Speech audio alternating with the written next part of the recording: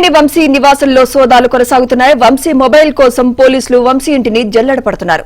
ఇప్పటికే నిన్నటి సోదాల్లో భాగంగా సీసీ ఫుటేజ్ తో పాటు కీలక డాక్యుమెంట్స్ స్వాధీనం చేసుకున్నారు. గత వారం రోజుల సీసీ ఫుటేజ్ ని ఏపీ పోలీసులు సేకరించారు.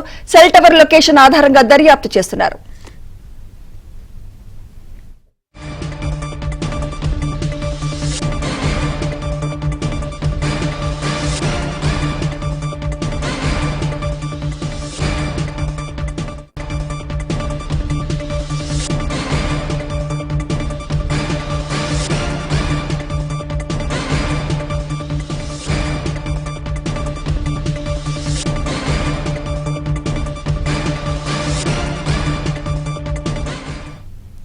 వల్లభనేని వంశీ నివాసంలో సోదాలు కొనసాగుతున్నాయి. వంశీ మొబైల్ కోసం పోలీసులు వంశీ ఇంటిని జల్లెడ పడుతున్నారు. ఇప్పటికే నిన్నటి సోదాల్లో భాగంగా సీసీ ఫుటేజ్ తో పాటు కీలక డాక్యుమెంట్స్ స్వాధీనం చేసుకున్నారు. గత వారం రోజుల సీసీ ఫుటేజ్ ని ఏపీ పోలీసులు సేకరించారు. సెల్ టవర్ లొకేషన్ ఆధారంగా దర్యాప్తు చేస్తున్నారు. ఇదే అంశంపై మరింత సమాచారం క్రైమ్ కరెస్పాండెంట్ శశి అందిస్తారు. శశి, వల్లభనేని వంశీ ఫోన్ కోసం పోలీసులు విస్తృతంగా గాలిస్తున్నారు. ఇప్పటికే హైదరాబాద్కు 2 బృందాలు చేరుకున్నాయి. 2 బృందాలు కూడా వల్లభనేని వంశీ ఫోన్ కోసం గాలిస్తూ ఉన్నాయంటూ కూడా చెప్పుకోవచ్చు. ప్రస్తుతం ఆ వంశీ నివాసంలో జల్లెడ పడుతూ ఉన్నారు. ఉదయం నుంచి కూడా ఉదయం ఒక బృందం సుమారుగా 45 నిమిషాల నుంచి గంట వరకు కూడా ఒక బృందం ఇంట్లో సోదాలు చేసిన తర్వాత అప్పటికి ఆయనకు సంబంధించినటువంటి ఫోన్ లభించలేదు. దీంతో ఆ టీం తిరిగి వెళ్ళిపోయింది. మరొక టీం కూడా గంట క్రితం వరకు మరొక టీం ప్రస్తుతం వల్లభనేని వంశీ నివాసానికి చేరుకుంది. గత గంట క్రితం నుంచి కూడా మొబైల్ కోసం ప్రస్తుతం ఈ సెర్చ్ అనేది కొనసాగుతూ ఉంది. మొత్తం ఇంట్లో ప్రతి అణువణువు కూడా గాలిస్తున్నట్టుగా కూడా తెలుస్తోంది.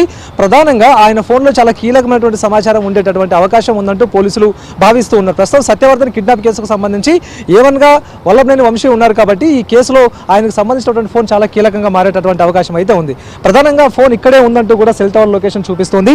చివరిగా ఆయన మాట్లాడేటువంటి ఫోన్ తర్వాత ఆయన ఉండేటటువంటి ఫోన్కి సంబంధించిన సెల్ టవర్ లొకేషన్ కూడా మైహోం భుజాలని చూపిస్తోంది. సో లొకేషన్ ఉంది కానీ ఫోన్ మాత్రం కనిపించడం లేదు. ఇంతో ఫోన్ ఎక్కడ ఉంది అన్న అంశాల గురించి ప్రధానంగా పోలీసులు ఫోకస్ చేసినట్టుగా కూడా తెలుస్తోంది. ఇప్పటికే విడతవరగా పోలీసులు ఇంట్లో గాలిస్తున్నప్పటికీ కూడా ఎక్కడ ఫోన్కు సంబంధించినటువంటి ఆచూకీ లభించినటువంటి పరిస్థితి. ఒకవైపు పడమట పోలీసులు ఇక వల్లభనేని వంశీని అరెస్ట్ చేసేటటువంటి సమయంలో ఇంట్లోకి వచ్చిన తర్వాత సుమారుగా 40 నుంచి 50 నిమిషాల పాటు ఇక హైడ్రామా కొనసాగించారు వంశీ. ఆ సమయంలో స్కిప్ అయ్యారు. ఆ తర్వాత తనకు సంబంధించినటువంటి సన్నిహితులకు తర్వాత పార్టీ నేతలకు కూడా ఫోన్ చేస్తానంటూ ఫోన్ చేసుకుంటూ ఆయన లోపలే ఉండిపోయారు. సో ఇదే సమయంలో ఆయన ఫోన్ కూడా దాచేసి ఉంటారంటూ కూడా పోలీసులు భావిస్తూ ఉన్నారు. సో ఒకవైపు ఆ ఫోనే ఇప్పుడు చాలా కీలకంగా మారేటటువంటి అవకాశం అయితే ఉంది. నిన్న మొదటి రోజు సోదాలు నిర్వహించేటటువంటి సమయంలో ఒక టీం మైహోం భుజాకు చేరుకుంది.